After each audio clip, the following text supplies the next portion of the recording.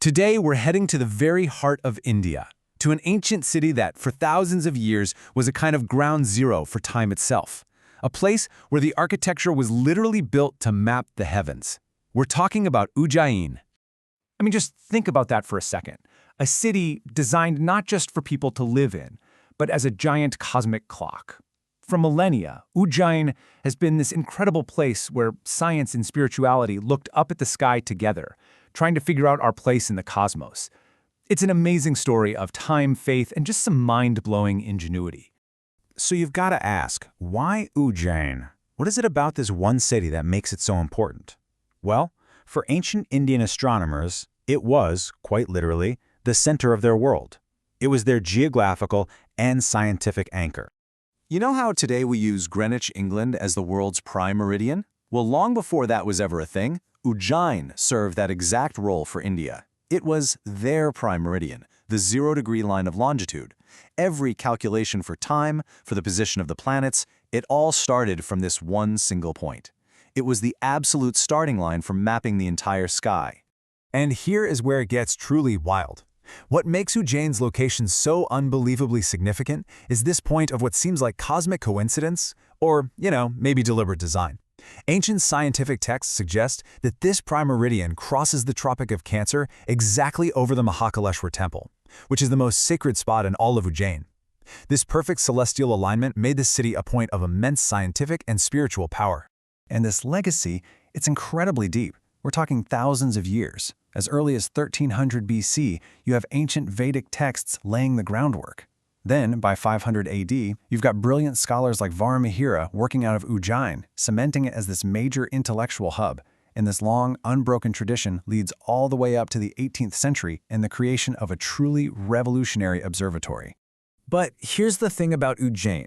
You really can't pull apart the science of the stars from the spirituality of the heavens. The two are just completely woven together, and this connection is perfectly captured by the city's main deity. So, in Ujjain, Lord Shiva is worshipped as Mahakal. Now, the word Kal means time, so Mahakal translates to the Great Time, or the eternal ruler of time. He is seen as the ultimate controller of all the universe's cycles, birth, death, and absolutely everything in between. So the city that scientifically measures time also spiritually worships the very being who embodies it. And the heart of all of this is the Mahakaleshwar temple. It's not just a place of worship, it's a spiritual anchor for the city's whole identity as a center of timekeeping. And it's this unique mix of precise astronomy and deep, profound faith that really sets Ujjain apart from pretty much any other historical city on the planet. Okay, so from the spiritual heart of the city, let's take a short walk over to its scientific brain, the Vedshala. This is the observatory where all those cosmic ideas were turned into cold, hard data. And the guy we have to thank for this is Maharaja Sawai Jai Singh II. Now, this guy wasn't just a king. He was a brilliant astronomer who was totally obsessed with getting things right. He wanted to create more accurate celestial maps, so he launched this super ambitious project, building 5 massive observatories across northern India, in places like Delhi and Jaipur, and because of its history, the one in Ujjain was a crucial part of his whole plan. But here's the cool part. Instead of using brass and glass lenses like in Europe, Jai Singh built with brick and mortar.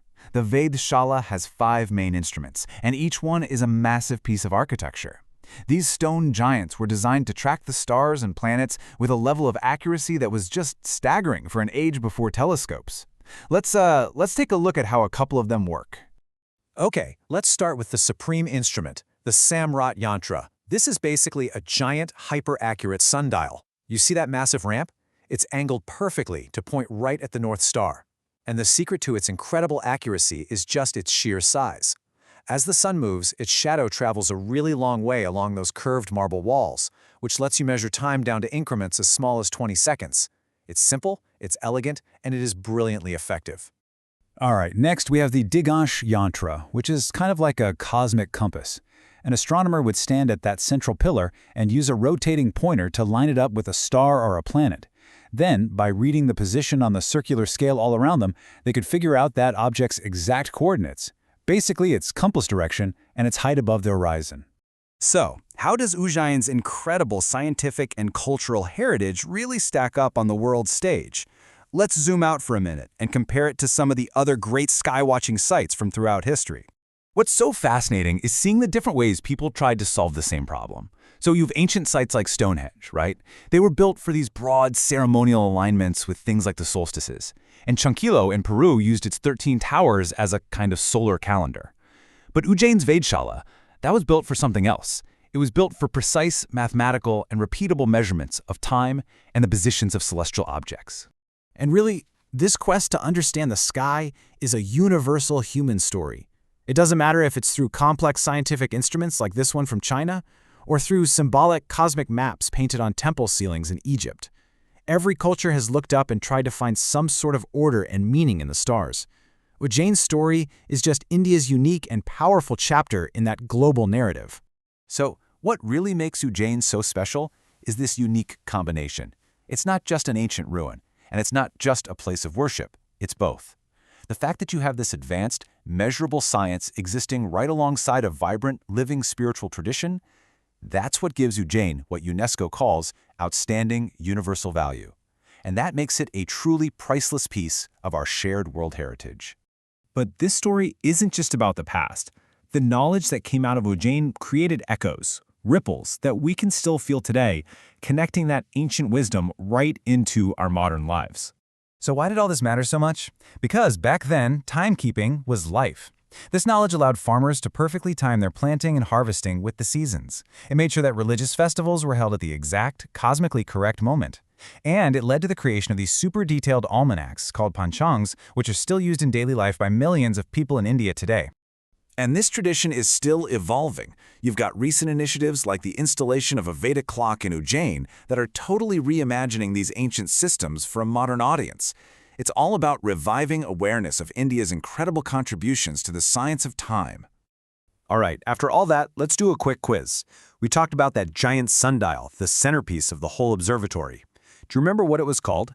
That's right. It's the Samrat Yantra, the supreme instrument. It's just such a great testament to the idea that sometimes the simplest designs, when you build them on a massive scale, can achieve absolutely incredible results. And this chart really puts its accuracy into perspective. A well-built masonry sundial like the Samrat Yantra could actually compete with, and sometimes even be more accurate than, the best mechanical clocks of its time. Of course, it's nothing compared to a modern digital clock, but for its era, it was truly the peak of precision. And that kind of brings us to our final thought.